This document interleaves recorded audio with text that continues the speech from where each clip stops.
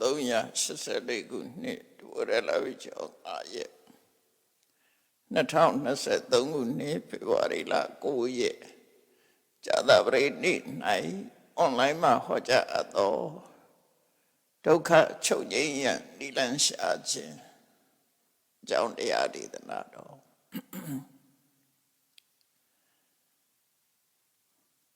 မြတ်စွာဘုရားရဲ့အဆုံးအမတရားတွေကဆင်းရဲဒုက္ခအဆုံးသတ်ဖို့ဆိုတဲ့ဥတည်ချက်ဟာဒါအဓိကထားတာပဲဖြစ်တယ်ဒုက္ခဆိုတာရှားထားတဲ့ဘဝကိုရည်ညွှန်းပြီးတော့ပြောတာရှားထားတဲ့ခန္ဓာကိုဒုက္ခလို့ခေါ်တယ်အဲ့ဒုက္ခကိုလူတွေကအများစုကဒုက္ခလို့သဘောမပေါက်တာပေါ့နော်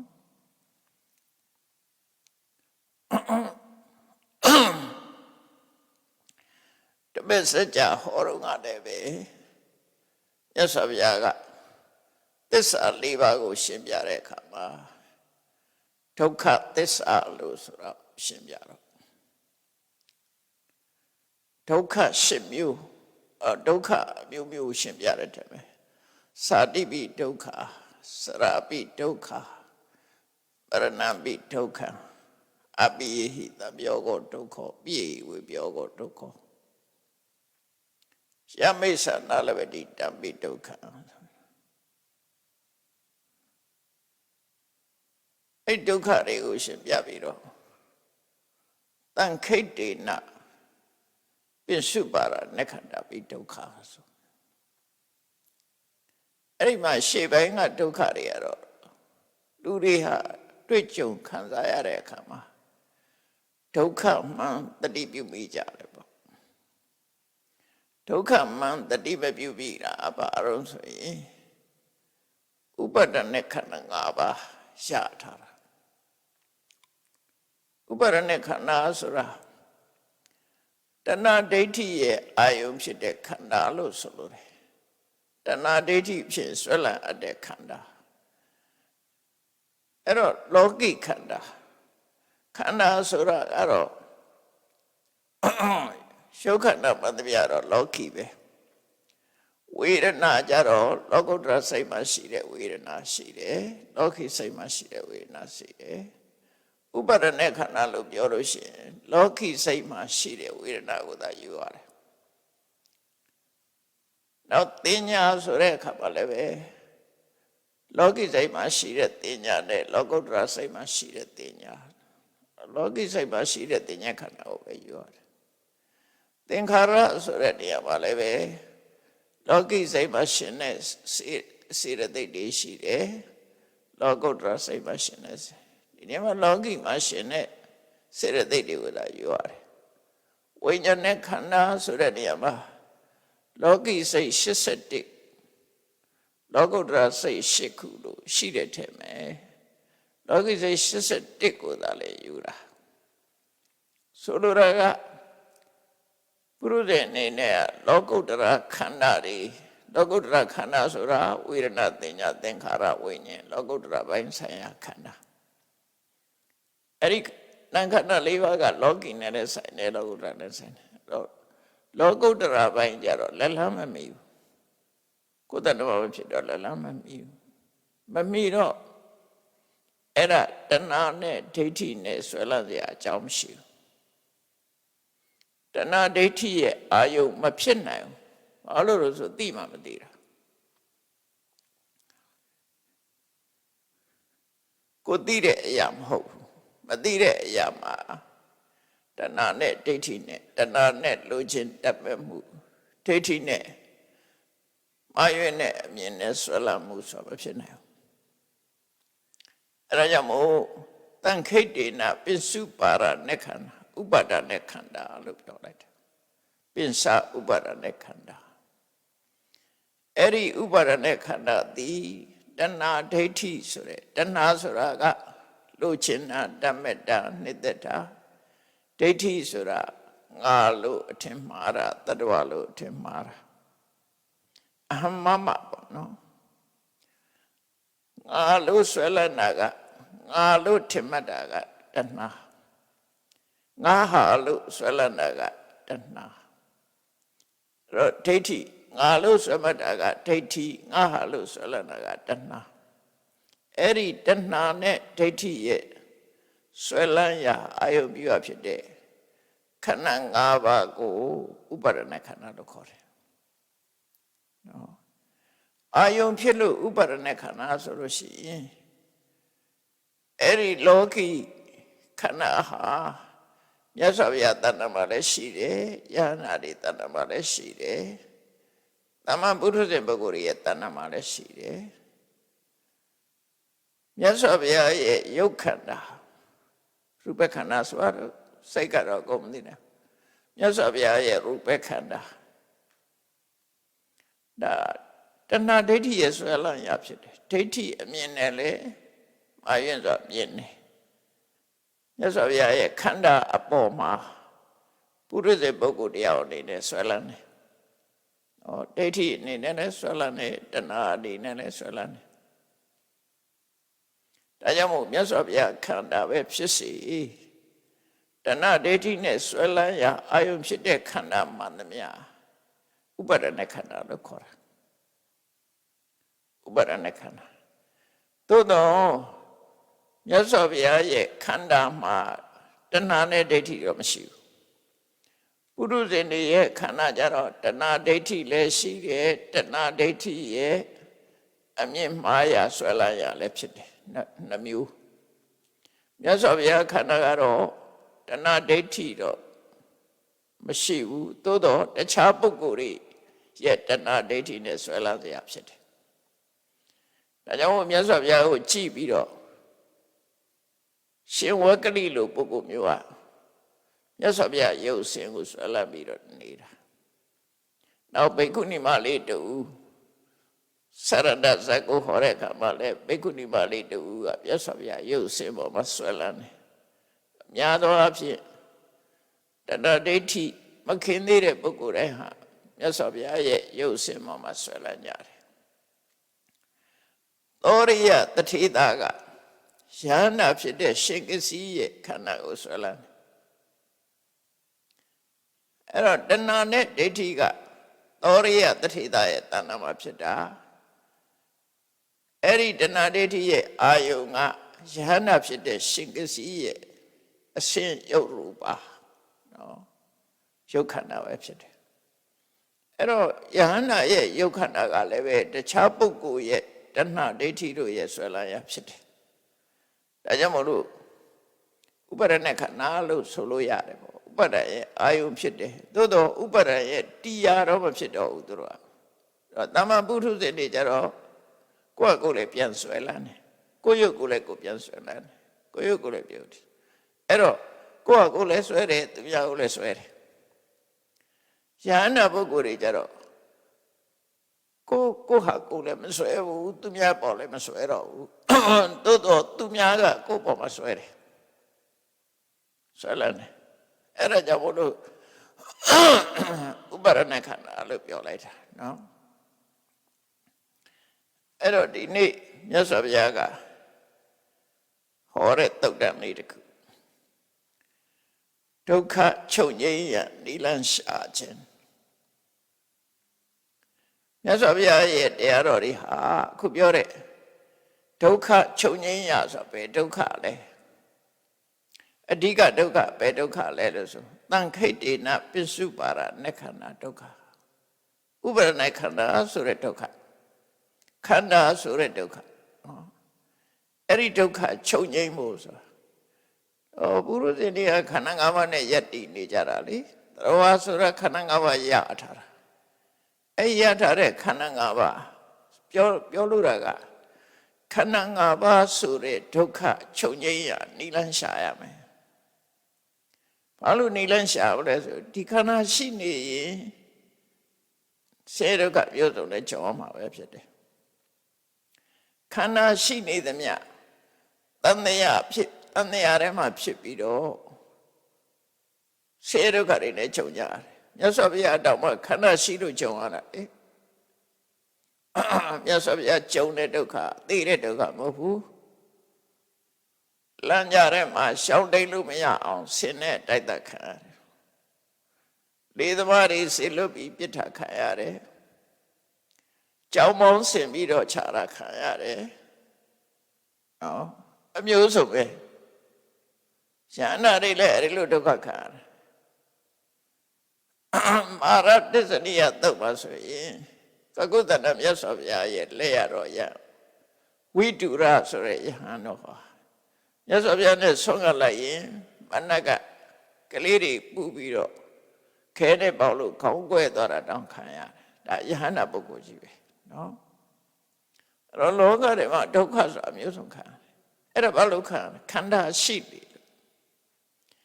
ခန္ဓာရှိနေတဲ့သမျှဒုက္ခတော့ခန္ဓာရှိတဲ့တည်းမှာဒုက္ခကိုရှောင်တိတ်လို့မရနိုင်ဘူးအဲ့ဒါကြောင့်ခန္ဓာမရှိအောင်လှုပ်ခြင်းဟာ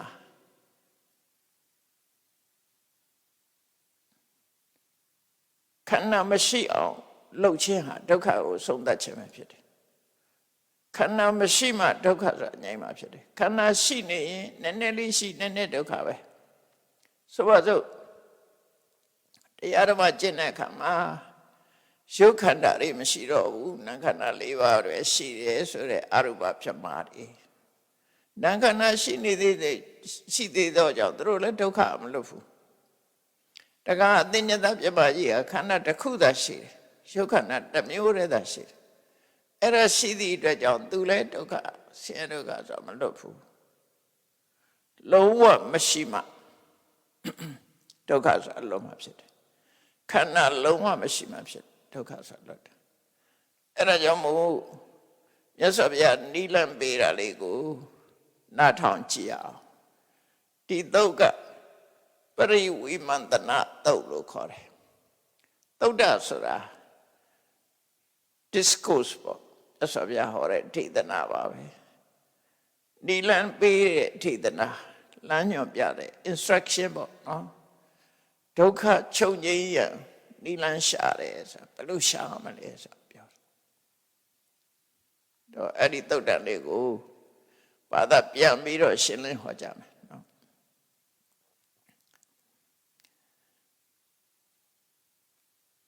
ထုံးစံတိုင်းရှင်အနန္ဒာကအေဝမေတုတန်နဲ့ပြန်ပြီးတော့ပြောထားတဲ့သုတ်တန်ဖြစ်တယ်မြတ်စွာဘုရားသာဝတိမြို့စီတော်ကြောင့်နာရဝိန္ဒတိရဲ့အယံမှာတရင်သုတ်နေတယ်အဲ့ဒီချိန်မှာတရားပွဲတစ်ခုမှာယဟန်တွေကိုဟောခဲ့တဲ့သုတ်တန်ပဲဒါမြတ်စွာဘုရားကစတင်ပြီးတော့မေးလိုက်တယ်ရရှိတရားဟောတယ်ဆိုတာတရားကြီးပဲဟောတာမဟုတ်ဘူးနော်ပိဋကကိုမေးခွန်းလေးထုတ်ပြီးတော့ဖြေရှင်းပေးတာမြတ်စွာဘုရားအဲ့တော့ယဟန်တွေကိုစပြီးတော့တရားဟောတော့ခိတ္တဝတ္တနုခောဘိက္ခဝေဘိက္ခုပရိဝိမန္တမာနောပရိဝိမန္တေယသဗ္ဗသောသမ္မာဒုက္ခခိအတ္တလုံးဝဒုက္ခချုပ်ငြိမ်းရန်အတွက်ဘယ်တိုင်းတာနဲ့ဒီလန်းရှာတဲ့လေအတိုင်းတာဘယ်လောက်ထိဘယ်လိုနီးနဲ့ဒီလန်းရှာရမလဲနီးလန်းတော့ရှာရမှာမရှာလို့ရှိရင်ဒီနီးလန်းနဲ့မတွေ့နိုင်ဒုက္ခချုပ်ငြိမ်းရာသဘောဒုက္ခချုပ်ငြိမ်းရာမှန်ကန်သောနည်းဖြင့်ဒုက္ခမှန်သမျှလုံးဝချုပ်ငြိမ်းရာနိလန်းကိုဘယ်လိုရှာမလဲဝိပရိဝိမန္တနာဆိုတာစူးစမ်းလေ့လာတာနော်ဆင်ញင်သုံးသပ်တာစူးစမ်းလေ့လာတာကြောင်းရှာတာသူတည်တနာလောက်တာလို့ဆိုလို့တယ်ပေါ့ပရိဝိမန္တဝိမန္တဆိုတာမိမန္တပဲမိမန္တဆိုတာစူးစမ်းတာလေ့လာတာအကြောင်းရှာတာအသိပညာနဲ့စူးစမ်းရှာဝေတာလောကီကိစ္စတွေမှာလည်းပဲနိလန်းတို့ရှာနေကြတာပဲလေရုပ်ဝတ္ထုတွေဘက်မှာနိလန်းရှာကြတော့အမျိုးစုံတွေ့တာပဲသိပ္ပံလို့ခေါ်တဲ့ရုပ်ပိုင်းဆိုင်ရာတွေကလည်းဒါနိလန်းရှာထားတာလို့ခေါ်တယ်သူတို့နိလန်းရှာတာပဲအဲ့တော့လေနိလန်းရှာတဲ့ပညာရ အဲ့ဒီရုပ်ပိုင်းဆိုင်ရာတွေမှာနိလန့်ရှာတယ်လို့ပဲဆင်းရဲဒုက္ခချုပ်ငြိမ်းဖို့ဆိုတာလဲနိလန့်ရှာရမယ်တဲ့ဘယ်တိုင်းတာနဲ့ရှာကြမလဲဘယ်လိုရှာမလဲလို့မြတ်စွာဘုရားယဟန်ကိုမေးလိုက်တဲ့အခါကျတော့ယဟန်ကလျှောက်တယ်တပည့်တော်တို့ဓမ္မအတိတွေဟာမြတ်စွာဘုရားကိုမြတ်ဖြားခန္ဓာဖြစ်ပါတယ်မြတ်စွာဘုရားစီကဆင်းသက်လာတာဖြစ်တယ်မြတ်စွာဘုရားသာလင်အာကိုအာရအခြေခံရဖြစ်ပါတယ်ဒါကြောင့်မို့မြတ်စွာဘုရားမေးတဲ့ဒီမေခွန်းရဲ့အဖြေကိုမြတ်စွာဘုရားကိုယ်တိုင်ပဲတာဝန်ယူပြီးတော့ဖြေရှင်းပေးပါမြတ်စွာဘုရားဟောတဲ့အခါမှာသူတို့နိုင်မှတ်သားကြပါမယ်လို့ရဟန်းတွေကအဲ့လိုပြန်လျှောက်တယ်မေးလိုက်တဲ့ဒုက္ခချုပ်ငြိမ်းရနိလန်းဘယ်လိုရှာကြမလဲလို့ဆိုရှာဝန်ရှာနည်းကိုအရှင်ဘုရားပဲရှင်းပေးပါဆိုတော့မြတ်စွာဘုရားကရှာဝန်ရှာနည်းကိုဟောတာအဲ့ဒါလေးကိုမှတ်သားဖို့အဲ့တော့ဒုက္ခရှာပုံလေးကပဋိစ္စသမုပ္ပါဒ်ကိုဥတည်ပြီးတော့မြတ်စွာဘုရားဒုက္ခရှာပုံကိုရှာပြတယ်ဘယ်လိုရှာတော့လို့ဆိုလောကမှာဒုက္ခဆိုအမျိုးမျိုးဖြစ်တယ်အဲ့ဒုက္ခအမျိုးမျိုးဖြစ်တဲ့ထဲမှာကျန်တဲ့ဒုက္ခတွေပြောမနေနဲ့အများကြီးပဲနော်ကျန်တဲ့ဒုက္ခတွေမပြောနဲ့တော့အများကြီးပဲကောင်းကြိုက်တာတွေဖြားတာတွေနားတာတွေဒါတွေသတ်ထားလိုက်လောကမှာကြုံတွေ့ရတဲ့စိတ်ဆင်းရဲစရာတွေမကျေနပ်စရာတွေအစမပြေတာတွေအဲ့ဒုက္ခတွေအများကြီးရှိတယ်မြတ်စွာဘုရားကအိုခြင်းဆင်းရဲနဲ့သိခြင်းဆင်းရဲအိုခြင်းဒုက္ခနဲ့သိခြင်းဒုက္ခစရမရဏအဲ့ဒီအိုခြင်းနဲ့သိခြင်းဆိုလောကမှာဖြစ်ပေါ်လာတယ်ဖြစ်နေတယ်ဟုတ်တယ်လူတိုင်းတနေ့ကျတော့ကြုံတွေ့ရတယ်တချို့ကကြုံတွေ့နေပြီတချို့ကကြုံတွေ့ရလက်တန့်တချို့ကကြုံတွေ့ပြီးနေပြီလူငယ်လူရွယ်တွေကကြုံတွေ့ရလက်တန့်အသက်ရှင်နေသေးတဲ့လူတွေကမရဏဒုက္ခကြုံတွေ့ရလက်တန့်လူပြိုသေးတဲ့ပုဂ္ဂိုလ်တွေကစရဒုက္ခကိုကြုံတွေ့ရလက်တန့်ဘုန်းကြီးတို့တွေကအခုစရဒုက္ခကြုံတွေ့နေရပြီမရဏဒုက္ခကကြုံတွေ့ရလက်တန့်အိုခြင်းဆင်းရဲသိခြင်းဆင်းရဲအဲ့ဒီဒုက္ခဆိုလောကမှာဘယ်သူမှမရှောင်လွှဲနိုင်တဲ့ဒုက္ခတစ်ခုဖြစ်ပေါ်နေတယ်တဲ့အဲ့လိုဖြစ်တဲ့အခါမှာစဉ်းစားလိုက်ပါနော်နိလန်းစဉ်းစားရမှာဘာစဉ်းစားရမလဲဆိုဣတံနုခောဒုက္ခံကိဏိဒါနဒီဒုက္ခဘာကိုအကြောင်းခံပြီးဖြစ်လာလဲဘာကြောင့်ဖြစ်လာဘယ်ကနေပြီးတော့မြစ်ဖြားခံလာတယ်လဲဒီဆင်းရဲဒုက္ခဘယ်ကနေစပြီးမြစ်ဖြားခံလာတယ်လဲဘာရှိနေလို့ဒီအိုခြင်းဆင်းရဲသိခြင်းဆင်းရဲဆိုဒုက္ခဖြစ်နေရတာလဲဘာမရှိဘူးဆိုရင်စရဒုက္ခအရဏဒုက္ခမဖြစ်ဖဲရှိမလဲဒါစဉ်းစားခိုင်းတာစဉ်းစားခိုင်းတာနော်စရမရဏဆိုတဲ့ဒုက္ခသည်ဘယ်အမြစ်ဖြားခံလာတယ်လဲဘာရှိနေလို့စရမရဏဒုက္ခရှိနေရတာလဲဘာမရှိတော့ဘူးဆိုရင်စရမရဏဒုက္ခမရှိတော့ဘူးလေစဉ်းစားလိုက်တဲ့အဲ့ဒီလိုစဉ်းစားလိုက်လို့ရှိရင်အဖြေထွက်လာလိမ့်မယ်။အော်ဒီအိုခြင်းဆိုတဲ့ဒုက္ခသိရခြင်းဆိုတဲ့ဒုက္ခဟာသာတိနိဒာနမွေးဖွားခြင်းကိုအကြောင်းခံလာတာပဲဖြစ်တယ်။မွေးလို့အိုတာလေဖြစ်လာလို့အိုတာပဲလေလူတွေအိုတာလားဆိုမဟုတ်လေအပွင့်နေအသီးတွေကြည့်ပေါ့ပန်းလေးတစ်ပွင့်ဆိုလို့ရှိရင်ပထမဆုံးကအဖူးလေးဖူးလာတယ်အဲ့ရဖူးလာပြီးတော့နောက်အပွင့်လေးဖြစ်လာ အဲ့ဒီအပွင့်လေးဖြစ်လာတဲ့အခါမှာတဖြည်းဖြည်းရက်လာပြီးတော့အပွင့်လေးကနွမ်းပြီးကြွေကျသွားတာဒါလူသဘာဝနဲ့တူတူပဲဘာမှမထူရှင်းလာတာစရာကြွေကျသွားတာမရဏအသီးဆိုလဲအဲ့တိုင်းပဲအသီးကင်းလေးဖြစ်လာတယ်အသီးလေးစတင်လာတယ်စသည်ပဲနောက်တကတဖြည်းဖြည်းရင်းလာတယ်မဲ့တယ်ကြွေကျသွားတယ်အဲ့ဒါအကယ်၍သာပန်းလေးကမပွင့်ဘူးဆိုရင်နွမ်းစရာမရှိဘူးအသီးလေးတစ်ခုကမသိဘူးဆိုရင်မဲ့ပြီးတော့ကြွေကျစရာမရှိဘူးလူဘဝမှာမမွေးဖွားခဲ့ဘူးဆိုလို့ရှိရင်လူအိုလူမင်းဖြစ်မှာမဟုတ်ဘူးလူသေးဖြစ်မှာမဟုတ်ဘူးအဲ့မွေးဖွားခြင်းအကြောင်းပဲဒီလိုစဉ်းစားခိုင်းတာဒါစဉ်းစားလို့ရတယ်လေဘယ်သူပဲဖြစ်ဖြစ်စဉ်းစားကြည့်ဒါအမှန်အကန်ပဲဝိဖွာလာလို့ဆိုမလွဲတဲ့စဉ်းစားနည်းအဲ့ဒါကိုနီလန်းရှာကြည့်တာနော်နီလန်းရှာအဲ့ဒါလို့သိမယ်သိပြီးတော့ဒီအိုခြင်းသိခြင်းဆိုတဲ့ဒုက္ခဟာအိုခြင်းသိခြင်းဆိုတဲ့ဒုက္ခကိုလည်းသူသဘောပေါက်တယ်ဘာကြောင့်အိုခြင်းသိခြင်းဖြစ်ရတယ်ဆိုတဲ့အကြောင်းတရားကိုလည်းသဘောပေါက်တယ်အိုခြင်းသိခြင်းချုပ်ဆုံးရမယ်ချုပ်ဆုံးခြင်းရဲ့အကြောင်းကိုလည်းသဘောပေါက်တယ်ချုပ်ဆုံးမှုနိလန့်ကိုလည်းသဘောပေါက်တယ်သစ္စာလေးပါပဲဒါအထူးဘူးလေစ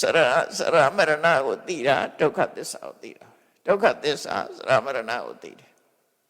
စရမရဏဖြစ်ကြောင်းတရားကိုသိတယ်သမုဒိယသစ္စာကိုသိတယ်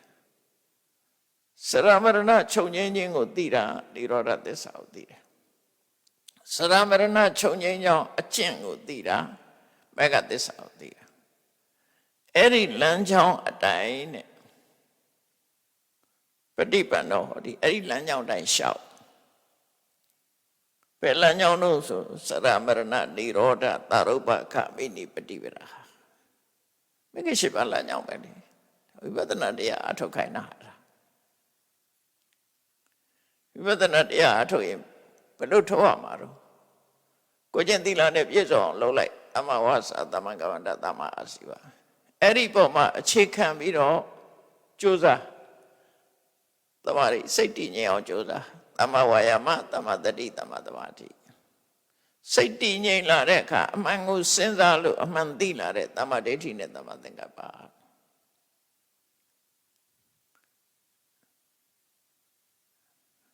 အဲ့တော့မဂ္ဂင်၃ပါးကိုအခြေခံပြီးတော့မဂ္ဂင်၅ပါးနဲ့အလုပ်လုပ်ခိုင်းတာအဲ့ဒါကိုမြတ်စွာဘုရားကဟောလိုက်တာ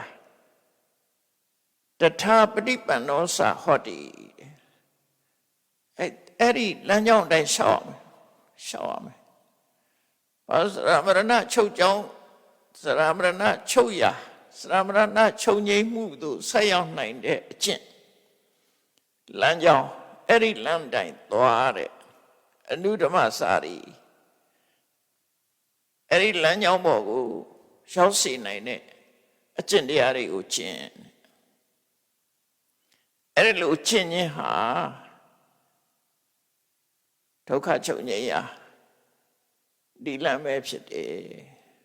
ဒီလမ်းကိုဆောင်ရွက်ခြင်းပဲဖြစ်တယ်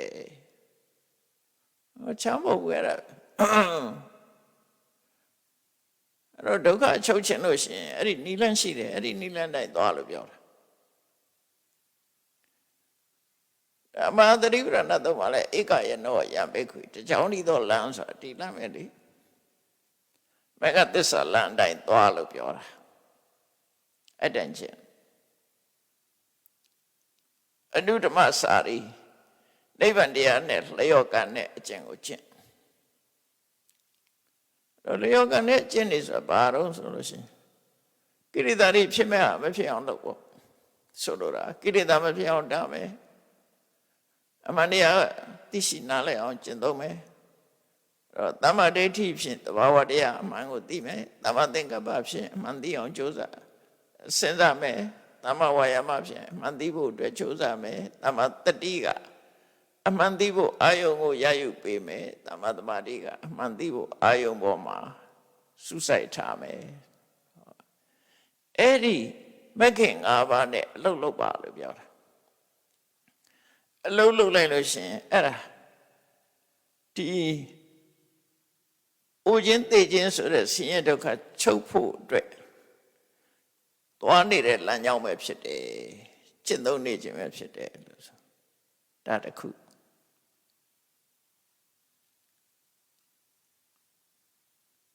နောက်တနည်းစဉ်းစားပုံကိုတစ်ခါပြောပြနေပြန်ဆိုဗျာဒီနည်းနဲ့သွားလဲရောက်တယ်ဆိုလိုတာကနိဗ္ဗာန်ဆိုတာဝင်ပေါက်တွေအများကြီးရှိတယ်ဘာနဲ့တူတော့ဆိုရင်ပင်လေစိတ်ကမ်းကြီးနဲ့တူတယ်ပင်လေစိတ်ကမ်းကြီးတဲ့ဝင်မှုစိတ်ကမ်းတွေအများကြီးရှိတယ်လမ်းကြောင်းတွေအများကြီးရှိတယ်မြို့ကြီးတစ်မြို့တည်းသွားဖို့ရအတွက်လမ်းကြောင်းတွေအများကြီးရှိတယ်အခုခေတ်ဆိုပိုများတယ်လေးလမ်းဘက်ကသွားမလားကုန်းလမ်းဘက်ကသွားမလားရှေးလမ်းဘက်ကသွားမလားဟုတ်လားတော့နိဗ္ဗာန်ဆိုတာလေသဗ္ဗတောပပ္ပံဆိုတာဘယ်ကသွားလို့ရတဲ့နေရာတွေကြီးပဲကောင်းအဲ့တော့ဒါဒီလိုစဉ်းစားတာတနည်းတစ်ခုပေးလိုက်ပြီးတော့အထပရံပရိဝိမန္တမာနောပရိဝိမန္တတိပဲအဲ့နောက်တစ်မျိုးစဉ်းစားအောင်မယ်ဆိုရင်စဉ်းစားနောက်တစ်မျိုးနီလန်းရှာ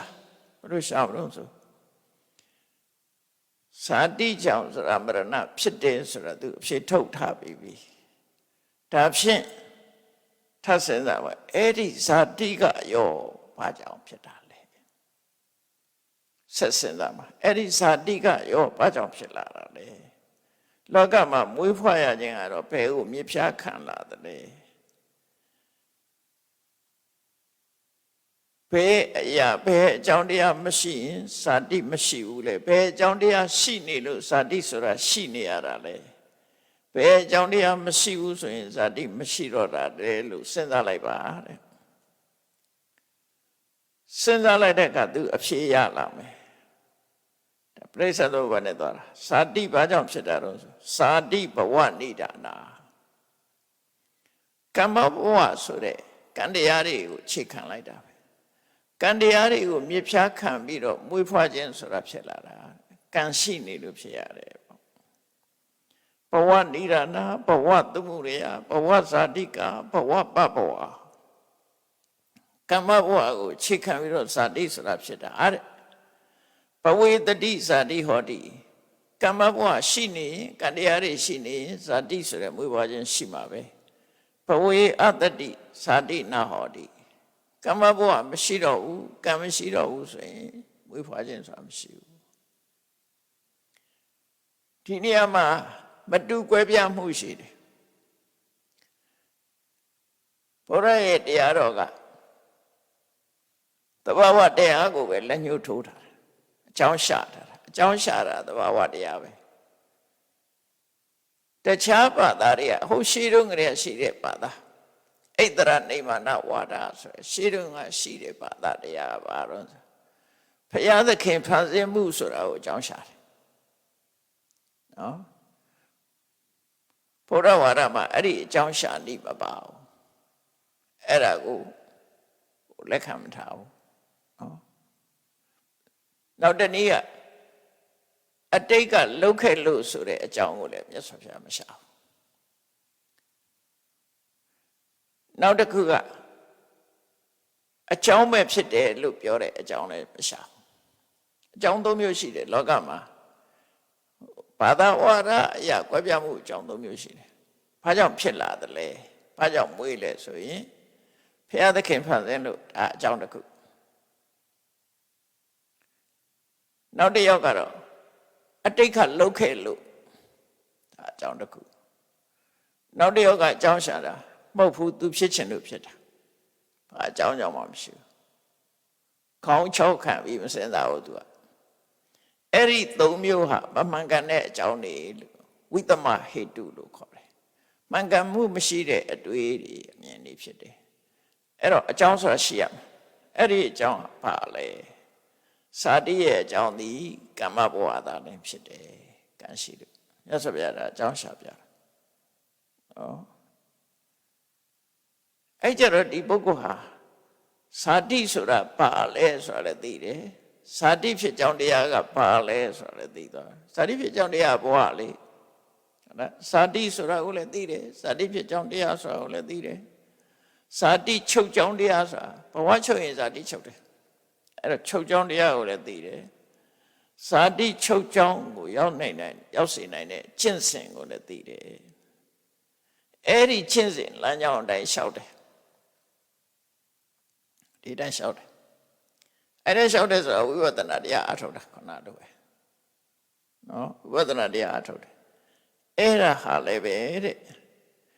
လုံးဝဒုက္ခချုပ်ငြိမ်းမှုအတွက်နိလန်းရှာခြင်းပဲဖြစ်တယ်လုံးဝချုပ်ငြိမ်းနိုင်တဲ့နိလန်းပဲဖြစ်တယ်အဲ့ဒါလို့သစ္စာပြဒီမှာဟောတာနော်ဒါတနည်းပြီးတော့ဗျာနောက်တခြားနည်းနဲ့စူးစမ်းအောင်မလားသူပြောတဲ့ဘဝဆိုတာကရောသူကသူဖြစ်လာမဟုတ်ဘူးဘဝကဘာကိုချိခံတာတော့လို့စဉ်းစားလိုက်တော့ဘဝဆိုတာဟာဥပါဒံကိုချိခံပြီးတော့ဖြစ်တာနော်အဲ့တော့အဲ့တဲ့တော့ဥပါဒံကိုချိခံပြီးဖြစ်တာဥပါဒံကိုမြစ်ဖြားခံတယ်ဥပါဒနာဆွဲလမ်းမှုရှိနေသေးလို့ဘဝဆိုတာရှိတာဆွဲလမ်းမှုရှိနေသေးလို့ဘဝဆိုတာရှိတယ်ဆွဲလမ်းမှုမရှိဘူးဆိုရင်ဘဝဆိုတာမရှိဘူး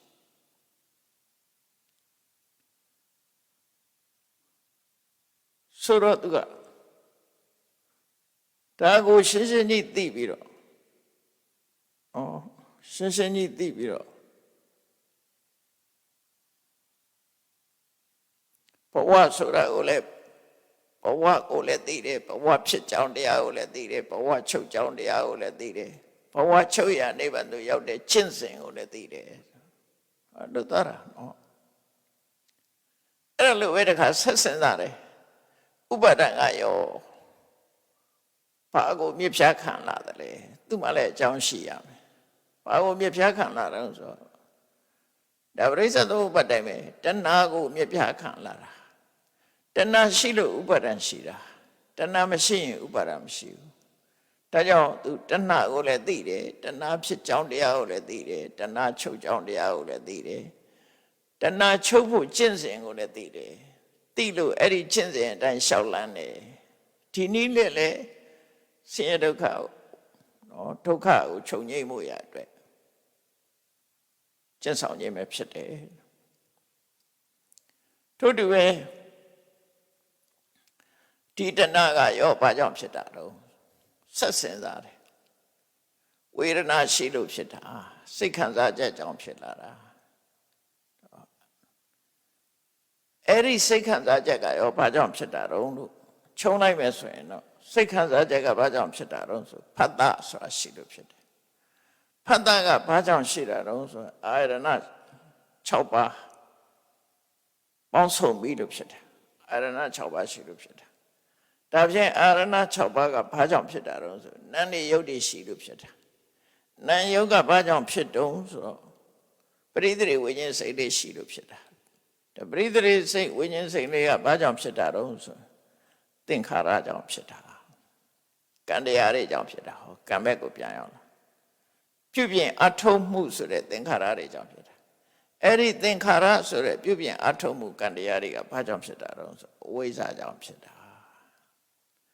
အဝိဇ္ဇာရှိလို့သင်္ခါရရှိနေတာအဝိဇ္ဇာမရှိရင်သင်္ခါရမရှိဘူးနော်အဝိဇ္ဇာမရှိရင်သင်္ခါရမရှိဘူးဒါကြောင့်မို့သူဟာအဝိဇ္ဇာကိုလည်းသိတယ်ဒါဒုက္ခကိုသိတာဆိုအဝိဇ္ဇာကိုသိတယ်သိခြင်း၄မျိုးအဝိဇ္ဇာကိုလည်းသိတယ်အဝိဇ္ဇာဖြစ်ကြောင်းတရားကိုလည်းသိတယ်အဝိဇ္ဇာချုပ်ကြောင်းတရားကိုလည်းသိတယ်အဝိဇ္ဇာချုပ်ရာနိဗ္ဗာန်သို့ရောက်ကြောင်းကျင့်စဉ်ကိုလည်းသိတယ်အဲ့ဒီကျင့်စဉ်အတိုင်းလည်းပဲရှောက်လန့်ပြီးတော့ကျင့်ကြံကြုတ်ကိုအထုတ်တယ် အဲ့ဒီလိုအထုတ်ခြင်းဟာဒုက္ခချုပ်ငြိမ်းရနိလန်းရှာအထုတ်ခြင်းပဲဖြစ်တယ်ဒုက္ခတွေကိုရှာပြတာနော်ပရိစ္ဆေသမုပ္ပါဒ်နဲ့ရှာပြလိုက်တာ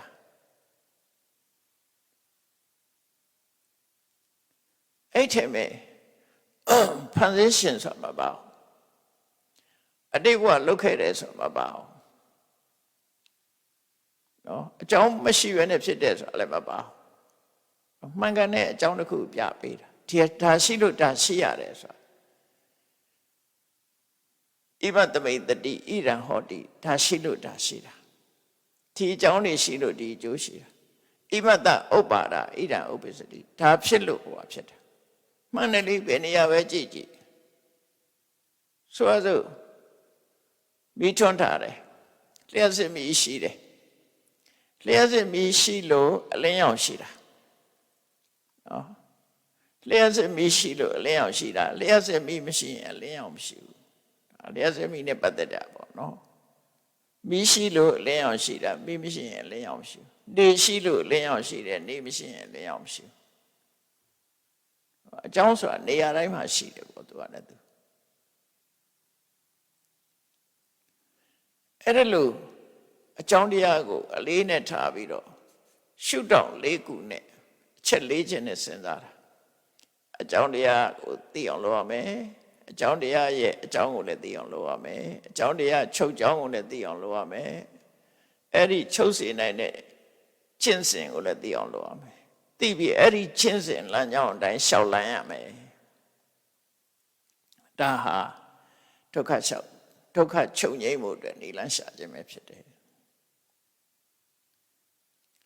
အဲ့ဒီမှာမြတ်စွာဘုရားကပရိစ္ဆေသမုပ္ပါဒ်နဲ့အခုလိုစဉ်းစားဆင်ញင်သုံးသပ်ပြီးတဲ့အခါမှာပြောတော့အဝိဇ္ဇာကတောယံဘိက္ခွေပုရိသပုဂ္ဂလောအဝိဇ္ဇာဖြစ်ပြီဆိုရင်နော်အဝိဇ္ဇာဆိုတာဘာလို့လှုပ်တဲ့နာနဲ့မလှုပ်တဲ့နာအမှန်မသိခြင်းအမှန်တရားကိုမသိခြင်းရှင်းရှင်းပြောလိုက်လို့ရှိရင်ဘာလှုပ်တဲ့လဲဘာမလှုပ်တဲ့ဘူးမသိဘူးလူတွေကမသိဘူးအခုတော့သင်လေးသိနေတာဘုရားဟောတာလို့သိတာဘုရားဟောတာတဲ့တရားတွေနာဘူးလို့သိတာအနုဘုဆိုသိကိုမသိတာဒါနော်အဲ့ဒါကြောင့်မသိတာလှုပ်တဲ့နာနဲ့မလှုပ်တဲ့နာအကြောင်းတရားကိုမသိတာအဲ့ဒီမသိတဲ့အဝိဇ္ဇာလွှမ်းမိုးထားတဲ့ပုဂ္ဂိုလ်တယောက်ဟာသူစိတ်ကူးရတဲ့အတိုင်းကောင်းတာလည်းလုပ်တယ်ကောင်းတာလုပ်လို့ရှိရင်ကောင်းတဲ့ကုသိုလ်ကြောင့်ကောင်းတဲ့ဝိညာဉ်ဖြစ်သွားတယ်ကောင်းတဲ့ဘဝရောက်သွားတယ်အမှန်မသိတော့မကောင်းတာကိုကောင်းထင်ပြီးတော့လှုပ်လိုက်တယ်ဘာမှပြည့်မရှိဘူး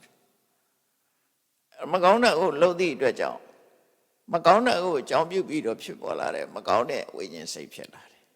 ဘဝတစ်ခုရလာတယ်သူတို့ပြောတာအကျိုးကအဲ့ဒါမကောင်းတာဖြစ်လာတခါ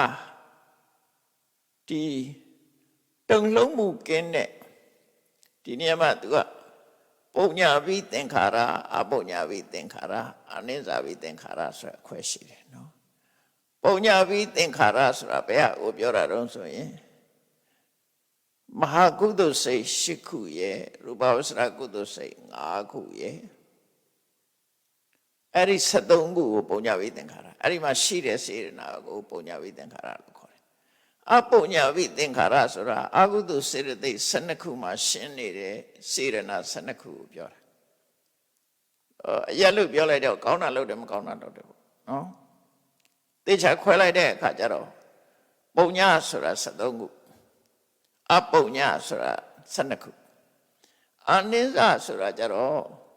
ရှုပ်တရားမပါတော်သည်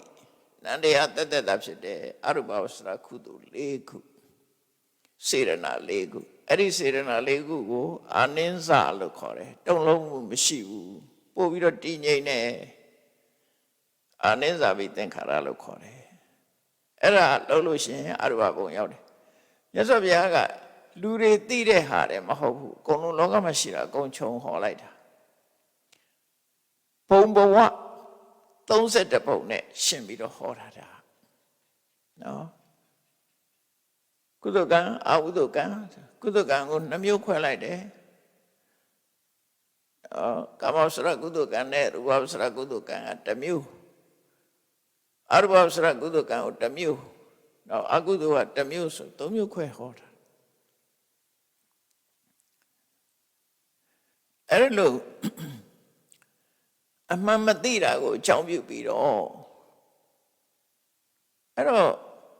သမထကျင့်တာရောအမှန်မသိဘူးလားဘယ်လိုအမှန်မသိတာလဲအရူပဘုံရောက်ဖို့ဆိုတာ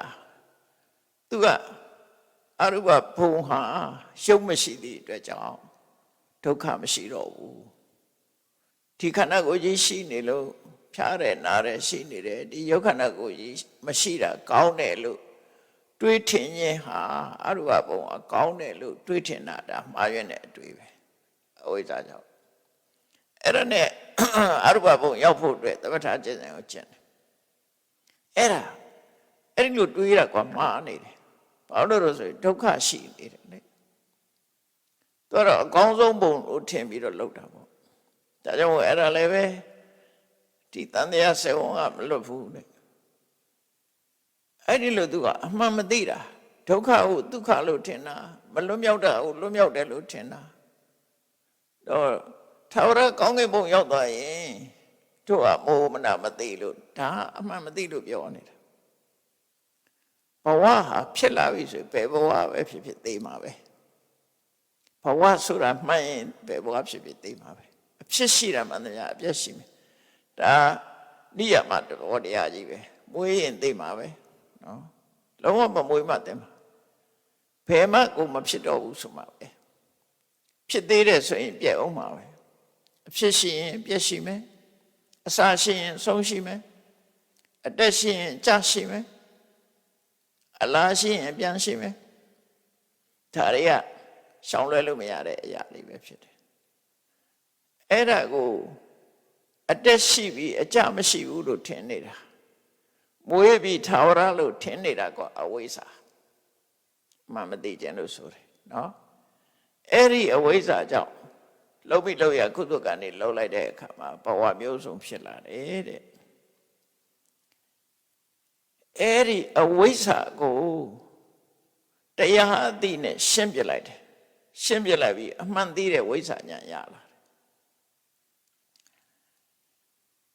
ဟိန္ဒူဝါဒတွေမှာအဝိဇ္ဇာဆိုတာဘာပြောတာတော့ပြမကြီးကဖန်ဆင်းတယ်လို့သိလို့ရှိရင်အဝိဇ္ဇာတဲ့ပြမကြီးကဖန်ဆင်းမှမသိတာအဝိဇ္ဇာနော်သူတို့ပြောတယ်ဝိဇ္ဇာအဝိဇ္ဇာအဲ့ဒါပြမကြီးကသူ့ကိုဖန်ဆင်းတယ်လို့မသိလို့ရှိရင်အဝိဇ္ဇာသိရင်ဝိဇ္ဇာဒီဘုရားရဲ့တရားတော်ကဘာလို့ဆိုရင်သစ္စာလေးပါးကိုမသိတာအဝိဇ္ဇာသစ္စာလေးပါးကိုသိရင်ဝိဇ္ဇာသစ္စာလေးပါးဆိုတာအကြောင်းနဲ့အကျိုးအကြောင်းမှန်အကျိုးမှန်ဒါကိုသိတာတန်တရားထဲမှာဖြစ်တာပဝတ္တိသစ္စာပဝတ္တိဟေတုဖြစ်ခြင်းရဲ့အကြောင်းနောက်တစ်ခုကနိဝတ္တိဟေတုတန်တရားကနေပြီးထွက်ခွာခြင်းရဲ့အကြောင်းနိဝတ္တိဟေတုအဲ့ဒီ၄ခုကိုမသိတာအဲ့ဒါမသိတာအဝိဇ္ဇာလို့ခေါ်တယ်အဲ့ဒီအဝိဇ္ဇာပျောက်သွားပြီနော်အဲ့ဒီအဝိဇ္ဇာပျောက်သွားပြီဝိဇ္ဇာဆိုတဲ့အသိဉာဏ်ဖြစ်လာပြီနော်အဝိဇ္ဇာပျောက်ခြင်းဝိဇ္ဇာအသိဉာဏ်ဖြစ်လာတဲ့ပုဂ္ဂိုလ်တယောက်တည်းသူလုပ်တဲ့ကုသိုလ်ဟာကုသိုလ်မဖြစ်တော့အကုသိုလ်ဟာလည်းအကုသိုလ်မဖြစ်တော့အနိစ္စဘိဆိုတဲ့သင်္ခါရလည်းပဲမဖြစ်တော့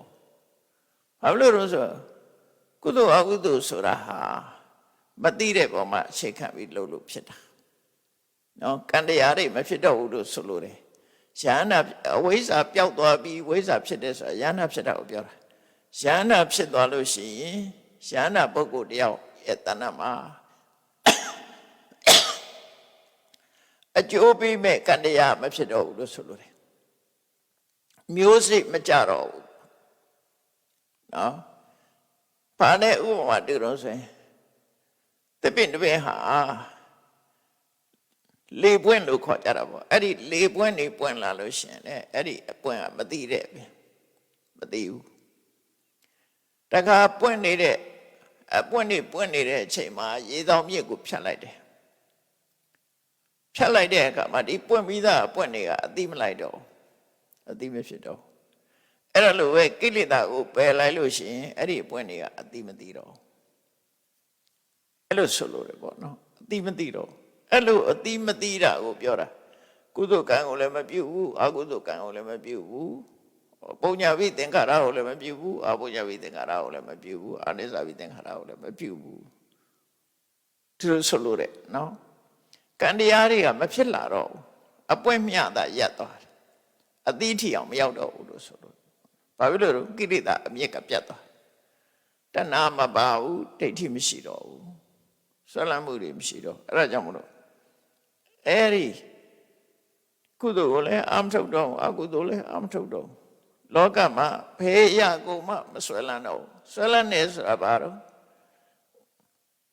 တဏှာဒိဋ္ဌိရဲ့ဒိဋ္ဌိနဲ့မာယွင်းစွာမြင်တယ်တဏှာနဲ့ငါဟာလို့မြင်တယ်ဒိဋ္ဌိကတရဝါလို့မြင်တာငါလို့မြင်တာသူတော်ဘာလို့မြင်တာဒိဋ္ဌိငါဟာသူဟာလို့မြင်တာကတဏှာအဓိကအဲ့ဒီဟာပဲ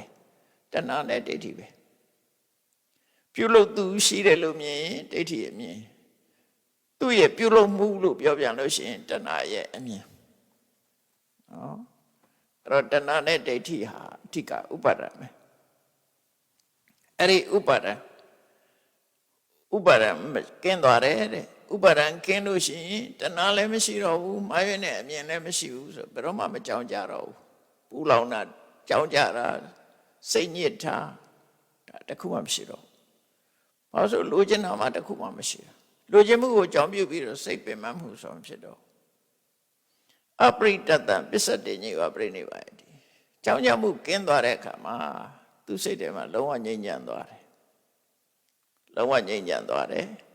ခိနဇာတိသူနောက်ဘဝဖြစ်ဖို့အကြောင်းတရားတွေကုန်သွားပြီဆိုတာသိတယ်ဝိသိတံမြမစရိယံသူမြမစရိယကိုအောင်မြင်စွာကျင့်သုံးပြီးပြီဆိုတာသိတယ်ကတံကရဏီယံလှုပ်ရှားတွေလှုပ်ပြီးပြီဆိုတာသိသွားတယ်နာပရံအိဋ္ဌတယနောက်အတွက်နောက်ဒီတဏှာကလွတ်ဖို့အလုပ်ကိုသူလှုပ်ရှားမလို့တော့ဘူးပြီးသွားပြီလို့ဆိုတယ်အဲ့ဒီအတိကိုရသွားတယ်ဒါယဟန္တာဖြစ်သွားတာကိုပြောပြတာနော်အဲ့ဒီလိုယဟန္တာပုဂ္ဂိုလ်တယောက်ဟာမြတ်စွာဘုရားဆက်ဟောတာအဲ့ဒီလိုယဟန္တာပုဂ္ဂိုလ်တယောက်ဟာအသက်ထင်ရှားရှိနေသေးတဲ့ဆိုရင်တောဒုက္ခစေဝေဒနာဝေရတိသာအနိစ္စတိပါဇာနာတိယဟန္တာပုဂ္ဂိုလ်ဟာစိတ်ခံစားမှုရှိသလားရှိတယ်နော်သူဟာအစဉ်ပြေတဲ့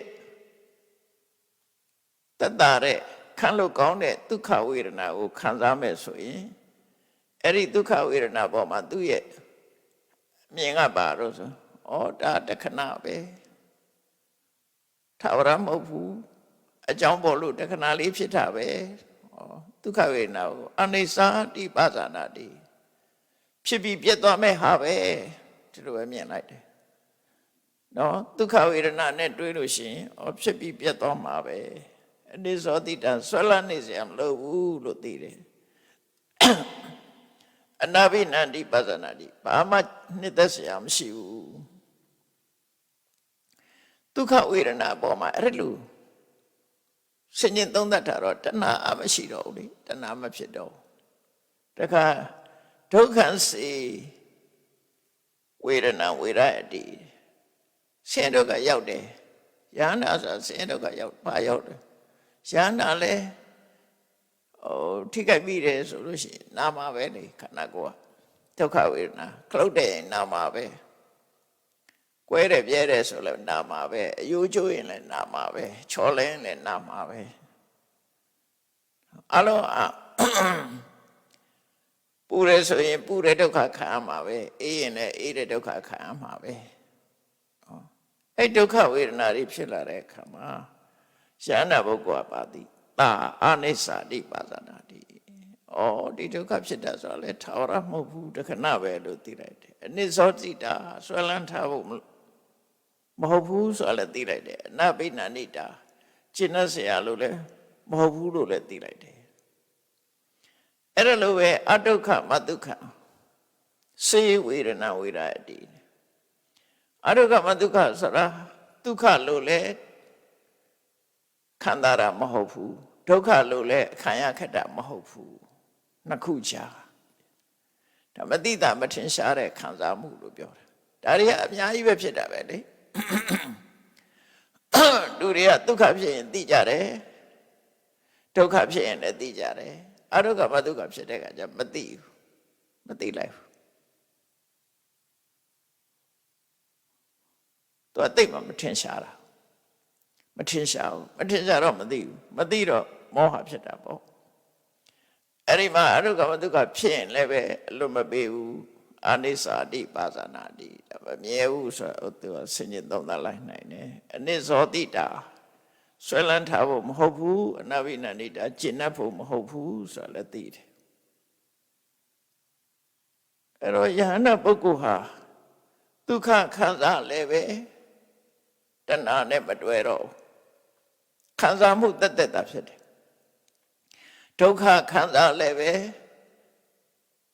ဝေဒနာနဲ့ဒုက္ခခံစားလည်းပဲဒေါသနဲ့မပတ်သက်တော့ဘူးအဒုက္ခမဒုက္ခဝေဒနာခံစားလည်းပဲအဝိဇ္ဇာနဲ့မပတ်သက်တော့ဘူးဝိတံယုတ်တော့သူမှအကုသိုလ်တွေနဲ့တွဲလာတာမရှိတော့ဘူးလို့ပြောတာ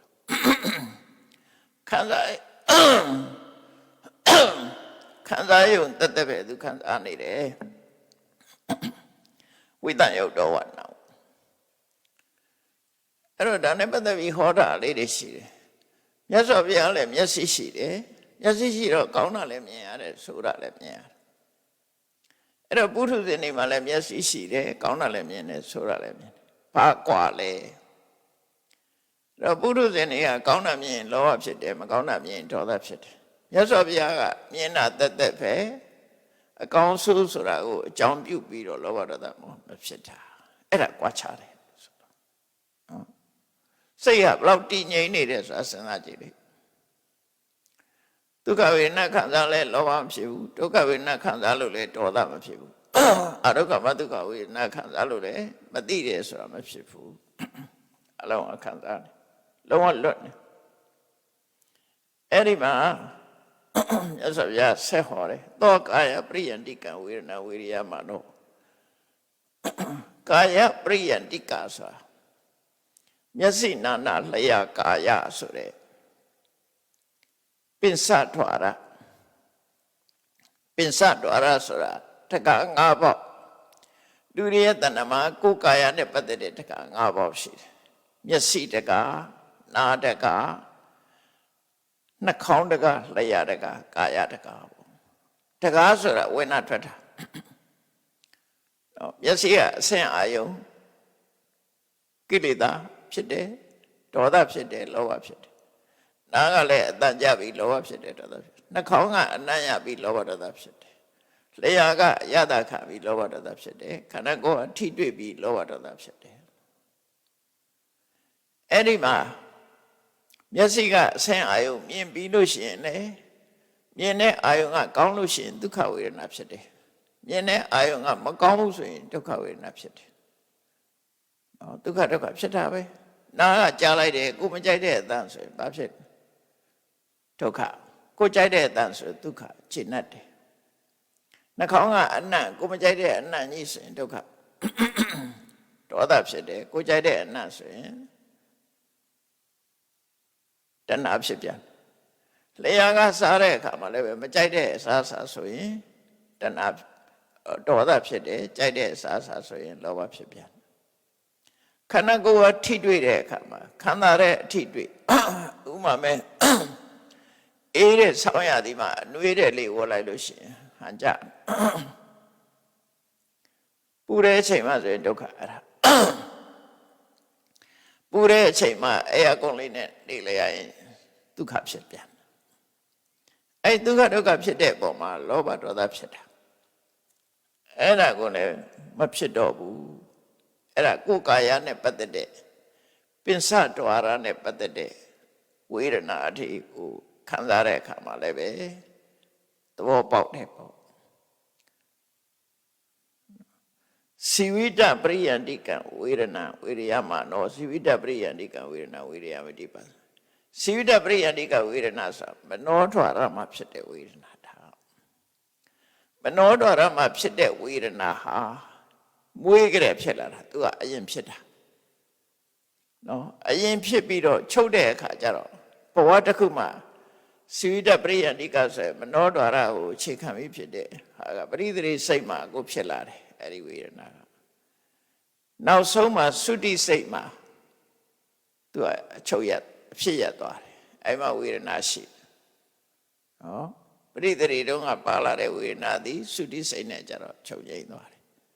ကာယပရိယန္တိကဝေဒနာဆိုတာနောက်မှဖြစ်လာတာမျက်စိရှိလာတဲ့အခါမှာဒီဝေဒနာဖြစ်တယ်နားရှိလာတဲ့အခါမှာအသံနဲ့ကြားပြီးဖြစ်ဝေဒနာဖြစ်တယ်နှာခေါင်းရှိလာတဲ့အခါမှာအနံ့နဲ့ဖြစ်တယ်လျှာရှိလာတဲ့အခါမှာအရသာပေါ်မှာဖြစ်လာတယ်ကိုယ်ကာယရှိတဲ့ပုံမှာကာယပေါ်မှာဖြစ်တယ်သူကနောက်မှဖြစ်တယ်နောက်မှဖြစ်ပေမဲ့လို့အရင်ချုပ်သွားတယ်ဆိုလိုတာကမျက်စိနာနာလျှာကာယနဲ့ဆက်သက်ပြီးဖြစ်တဲ့ဝေဒနာကတစ်ခုစိတ်ထဲမှာဖြစ်တဲ့ဝေဒနာဒီစိတ်အတွေးနဲ့ဖြစ်တဲ့ဝေဒနာတစ်ခုလို့အဲ့လိုနှစ်ခုမှတ်ထားမျက်စိမှာဖြစ်တဲ့ဝေဒနာကအရင်ချုပ်တယ်ကိုယ်ကာယမှာဖြစ်တဲ့ဝေဒနာကအရင်ချုပ်တယ်ဆိုတာမျက်စိအားကောင်းနေတဲ့အချိန်မှဆိုရင်ပို့ပြီးတော့ထင်ရှားအသက်20 30မျက်စိအားကောင်းတယ်လောဘဖြစ်လဲထက်ထက်တန်တန်ကြီးဒေါသဖြစ်လဲထက်ထက်တန်တန်အဲ့ချိန်မှာအသက်30 40 50လောက်ကြာတဖြည်းရော့လာ60ကြာတော်တော်ရော့သွားတဲ့80 80ကြာတော့သူကမဟုတ်တော့မျက်စိကလည်းပြုနေအောင်ကြည့်တော့သိမဟုတ်တော့နားလည်းပဲမကြားချင်တော့ဘယ်တော့ကပါဆိုတာငယ်ကြောင်ငယ်နာတွေပြောတဲ့ခါကျမမှတ်မိဘူးစိတ်ခံစားချက်တွေရော့သွားအဖိုးကြီးမဲကြီးဖြစ်သွားရင်စိတ်ခံစားချက်ကရော့သွားတာအဲ့ဒါကာယပရိယန္တိကဝေဒနာကနောက်မှဖြစ်ပြီးတော့အရင်ချုပ်သွားတာသူကအရင်ရော့ပါသွားတယ်တက်ကြီးလာလို့ရှိရင်မှတ်မိတော့ဘူးမမှတ်မိတော့ဘူးအဲ့လိုတွေဖြစ်လာထက်သန်မှုတွေအားနေသွားတယ်အဲ့တော့စီဝိတပရိယန္တိကဆိုတော့သူကတော့ရှိနေတယ်သေပြီဆိုတော့မှနောက်ဆုံးသုတိစိတ်မှာနှလုံးသားထဲမှာဖြစ်ပြီးတော့ချုပ်သွားတယ်သူကတော့သေပြီဆိုရင်သေကနေခံရတဲ့ဒုက္ခမှာဆိုရင်ပြင်းပြင်းထန်ထန်ခံသွားတယ်သေတဲ့အခါမှာပြင်းပြင်းထန်ထန်ခံသွားတယ်သူကလျှော့ပါမသွားဘူးပြင်းပြင်းထန်ထန်ခံသွားတယ်နောက်ဆုံးခံသွားတာအဲ့ဒါနှလုံးသားထဲမှာနောက်ဆုံးတည်ရှိပြီးတော့ငြိမ့်သွားတယ်အဲ့ဒါတွေကိုသိတော့ကာယတဗေဒဥဒ္ဒံစီဝိတပရိယဒနာဣတိဝသဘောယန္နာပုဂ္ဂိုလ်တယောက်ဟာပြိဋိဘံသံဃာနီမှာအဲ့ဒီစီဝိတပရိယန္တိကဆိုဝေဒနာကိုခံစားပြီးတဲ့နောက်အဲ့ဒီဝေဒနာတွေအားလုံးဟာငြိမ့်သွားတယ်နော်ငြိမ့်သွားပြီးတော့တရိရလို့ဆိုတဲ့ body ထက် body ကြီးပဲကျန်တော့တယ်ကျန်တာတွေကုန်ငြိမ့်သွားတယ်စိတ်ခံစားမှုတွေကုန်ငြိမ့်သွားပြီလို့ဆိုလို့တယ်အသိစိတ်တွေလည်းငြိမ့်တာပဲဒါပေမဲ့ဝေဒနာကိုဥတည်ပြောတာဝေဒနာတွေလုံးဝငြိမ့်သွားပြီဥပမာဘာနဲ့တူတော့ဆိုရင်အိုးဖုတ်တဲ့လူဟာအိုးဖုတ်တဲ့ဖိုးတွေကနေအိုးတွေကိုအပြင်ထုတ်ပြီးတော့တန်းစီပြီးတော့ချထားလိုက်တဲ့အခါမှာပထမတော့မကင်နိုင်လောက်အောင်ပူတဲ့အဲ့ဒီအိုးတွေကဖိုးတွေကနေဆွဲထုတ်လာတဲ့အခါမကင်နိုင်လောက်အောင်ပူတယ်တဖြည်းဖြည်းနဲ့မြေပေါ်မှာဒီကြီးကိုချပြီးစီးထားတဲ့အခါတဖြည်းဖြည်းနဲ့အေးသွားတယ်နော်တဖြည်းဖြည်းနဲ့အေးသွားတယ်နောက်အိုးပဲကျန်တော့တယ်အပူမရှိတော့ဘူးအဲ့ဒါလိုပဲရှန္ဒပုဂ္ဂိုလ်ရဲ့နောက်ဆုံးအချိန်မှာဆိုလို့ရှိရင်တဲ့ဘောရီကြီးပဲကျန်တော့တယ်စိတ်ခံစားချက်တွေအလုံးချုပ်သွားပြီအပူတွေအလုံးချုပ်သွားပြီလို့ဒါမြတ်စွာဘုရားအဲ့လိုဥပမာပေးထားတာနော်တရိဒာနိဝသိတံတိတိပါသနာတိဘဝကိုအဲ့လိုသိတာအဲ့တော့ဒီနေရာမှာမြတ်စွာဘုရားက ဏိကုံးချုပ်အနေနဲ့မေကွန်းနေထုတ်လိုက်တယ်ယဟန်တွေကိုပို့ရှင်းအောင်လို့တန်ခိမိစ္ဆဒဘိက္ခုငါပြောမဲ့စကားကိုဘယ်လိုယူဆသလဲတိုက်တယ်လို့ဖြေပေါ့တန်ခိမိညထဘယ်လိုမှတ်ထင်ကြသလဲအာသောကင်းกว่าယဟန္တာပုဂ္ဂိုလ်ဟာပုံညာဝိသင်္ခါရအပုံညာဝိသင်္ခါရအာနိစ္စဝိသင်္ခါရဆိုတဲ့ကုသိုလ်အကုသိုလ်သင်္ခါရတွေကိုသူလှုပ်သေးတယ်လို့မင်းတို့ထင်ကြလားဆိုမထင်ပါဘူးဖေ။ဒါဖြင့်သင်္ခါရတွေအလုံးချုပ်သွားလို့ရှိရင်သင်္ခါရချုပ်ခြင်းကြောင့်ဝိညာဏဆိုတာရှိသေးတယ်လို့မင်းတို့ထင်ကြသေးလားမထင်တော့ပါဘူးဖေ။အဲဝိညာဏမရှိတော့ဘူးဝိညာဏချုပ်သွားတယ်ဆိုရင်နာမရူပရှိသေးတယ်လို့မင်းတို့ထင်ကြလားမထင်ပါဘူးဖေ။နာမရူပချုပ်သွားပြီနာမရူပမရှိတော့ဘူးနာမရူပချုပ်သွားတယ်ဆိုရင်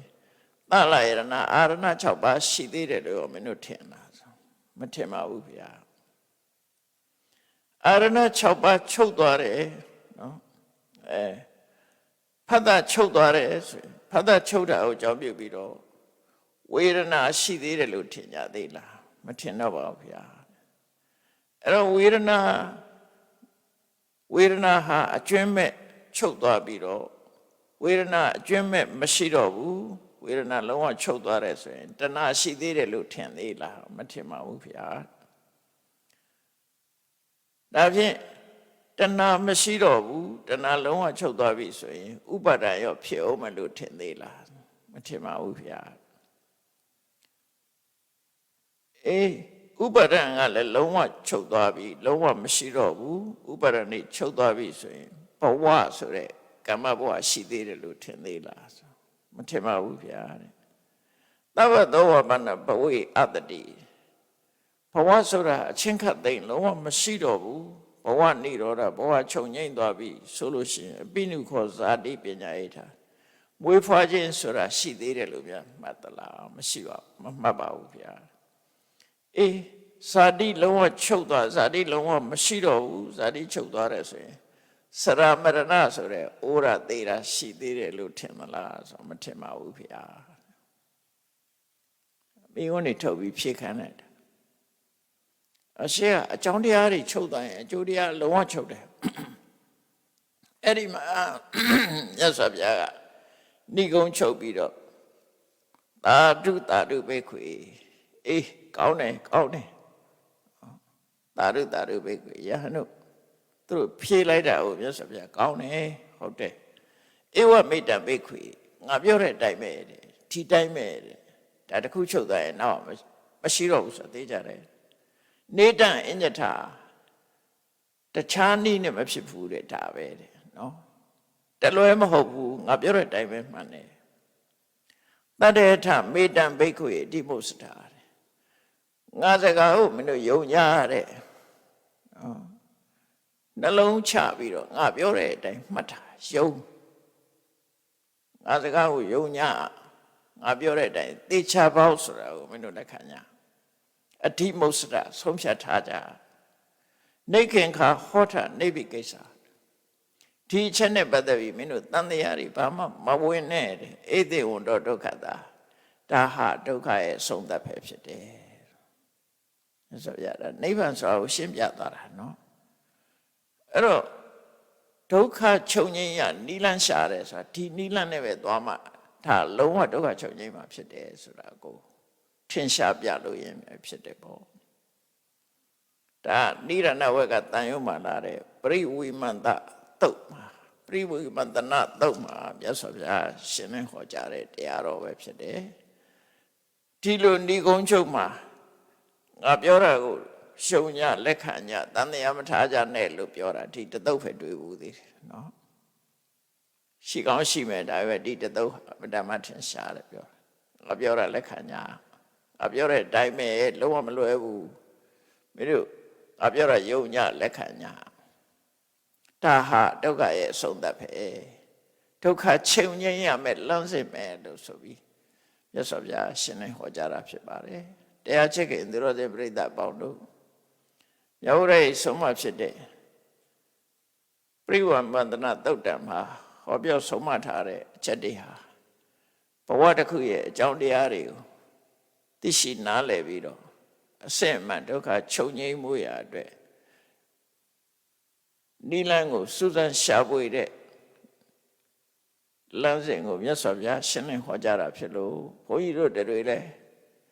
ကိုယ်တဏ္ဍမှာရှိတဲ့ဆင်းရဲဒုက္ခတွေဆုံးသတ်ဖို့ဒီလမ်းကြောင်းကသွားရမှာဆိုတာကိုယ်စီမှတ်သားပြီးတော့ဝိပဿနာတရားကိုကြိုးစားအားထုတ်နိုင်ကြပါစေကုန်သတည်း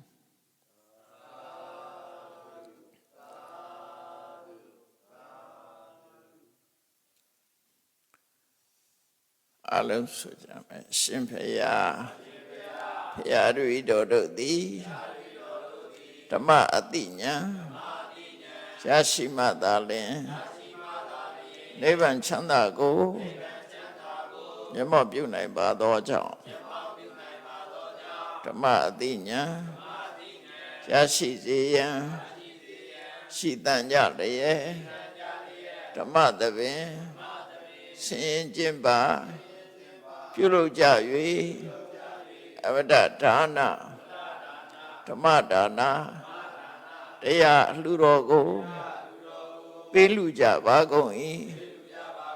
တရားတော်မြတ်ကိုရွတ်သေးလေးမြတ်စွာမမတ်သားသာအာယုထားလျက်နာကြားကြပါကုန်၏တရားတော်မြတ်ကိုတတ္တဗဝတ္ထုအစွတ်တို့ဖြင့်ပူဇော်ကြပါကုန်၏ယနေ့ယခုအထုပ်ပြုလုပ်ကြရသောဤကောင်းမှု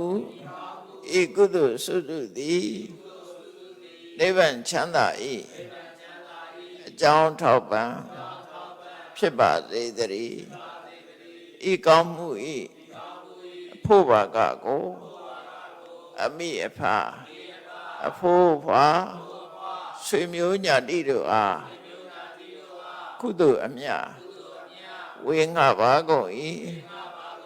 သာသနာတော်ဆောင်နှင့်လောကဆောင်နှင့်တို့အားကုသိုလ်အမြတ်ဝေငှပါကုန်၏32ဘုံကျင့်ဤကုန်သောလုံးစုံများစွာတတ္တဝါတို့သည်ကုသိုလ်အမြတ်ကိုယ်စီရကြကုန်သည်ဖြစ်၍ကိုယ်စိတ်နှဖျားချမ်းသာကြသည်ဖြစ်ကြပါစေကုန်သတည်း